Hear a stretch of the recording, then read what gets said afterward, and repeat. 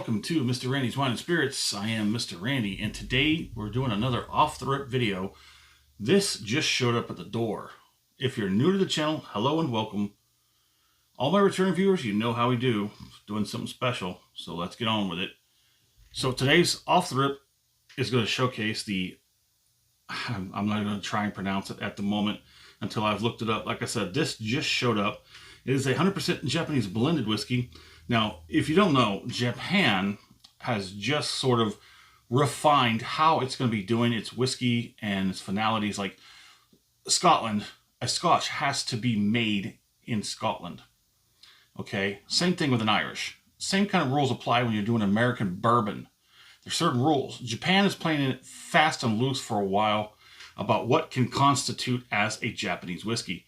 They have refined these laws, these parameters, and now we're going to see some different stuff. I have no idea about this bottle, this Japanese whiskey. It is 43% alcohol by volume. Going to give you a look at the back there. It says it is distilled in Japan. Like I said, I don't know much about how they do a lot of things over there, because recently, like I said, everything has changed. This was imported through Texas. That's just north of me here. So let's go ahead and get this sucker off the rip. Seeing how are we doing this? How are we doing this? This is very different. Okay, there we go. Didn't mean to knock you there. Let's go ahead and, so it's metal twist cap. Let's go ahead and get a pour on. So we are finally getting back around to the land of the rising sun. There we go. Take a look at that.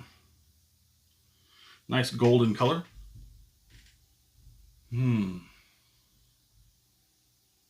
Not quite American style whiskey. Neither a bourbon nor a regular American whiskey. Very reminiscent of possibly an Irish or a Scotch, maybe a light Scotch. It has been a while since we've had a Japanese whiskey or libation of sort, even a sake for that matter. It's a very interesting story about why they call it the land of the rising sun. If you're interested in that, go ahead and check us back out when we get to the full review of this whiskey.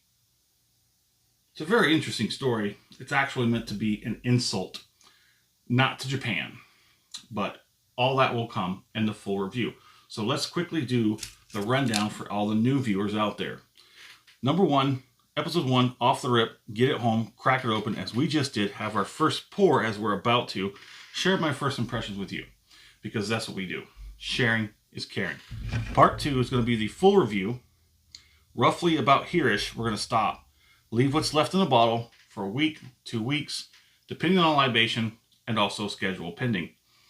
I'll go online, find as much information as I possibly can to just have a website. Whatever. We'll get to it. We'll get to it. We'll sort it out. We always do.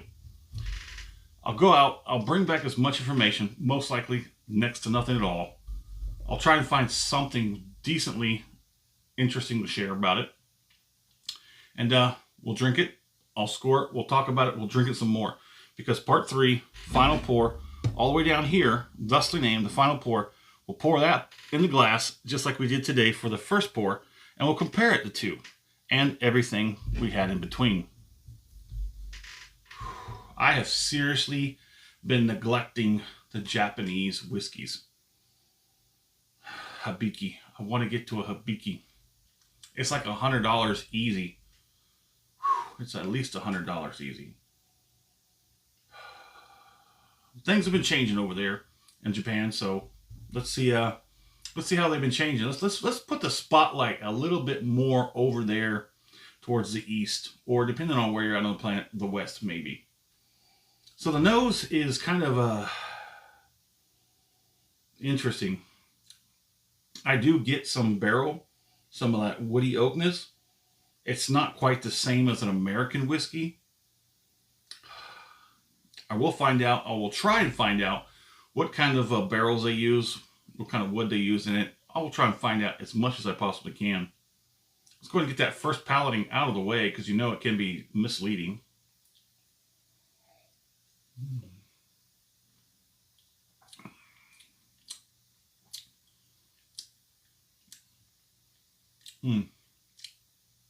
Interesting. Let me wash the palate real quick with some water.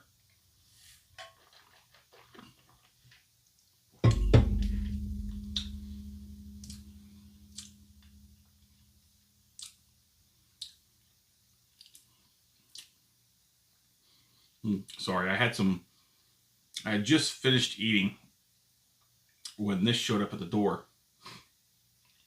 And I think I might still have some remnants, not like food particles or anything, just got sort of that taste from the meal kind of lingering.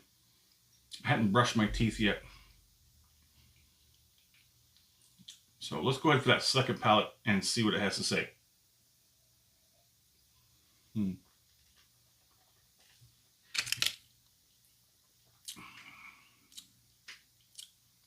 It's kind of on the lighter side. It does have a little bit of a sting, a little bit of tingliness. We said 43. It's 86 proof. 43 is not bad. It's definitely better than a 40. Although, don't let that percentage point, don't let it fool you. I've had some amazing 40%. I've had some horrible 47%. So it's all about how well it blends, how well it rounds out. Let's get one more on the palate and then we'll talk about the flavors here.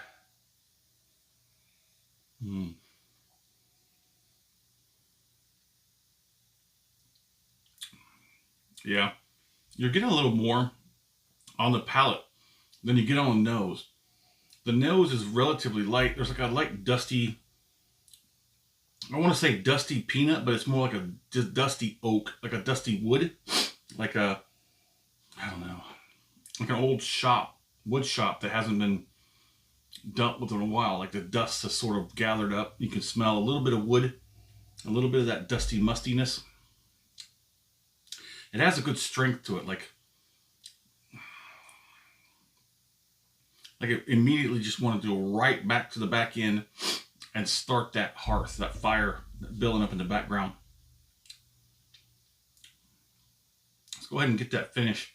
I can't really pick apart any kind of flavor characters and or nosing characters other than that. It's only lightly sweet, somewhat of a bitterness to it. Let's go ahead and get that finish. Okay.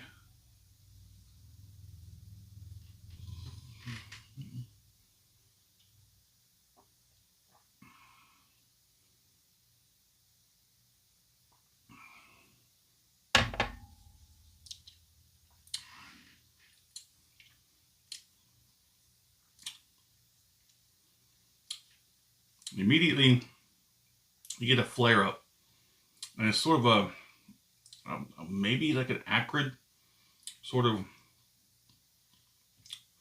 It's a lot of on the tip of the tongue, and it just kind of like skips over everything else and goes right to the back. The cheeks have like a one-ish going on. The gums kind of falling behind that. The tongue quickly loses everything.